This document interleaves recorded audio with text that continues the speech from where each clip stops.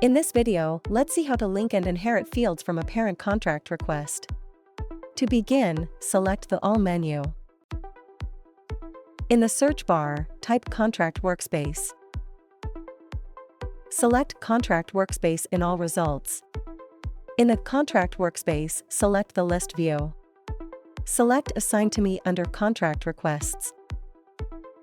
Open the contract request you want to link to a parent contract.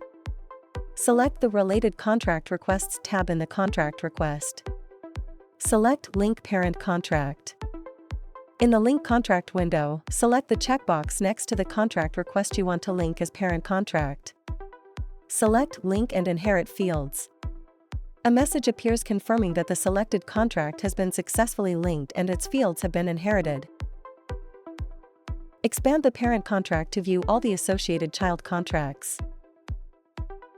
Now, navigate to the Details tab to view the fields inherited from the parent contract. Here, the Collaborators field has been inherited from the parent contract.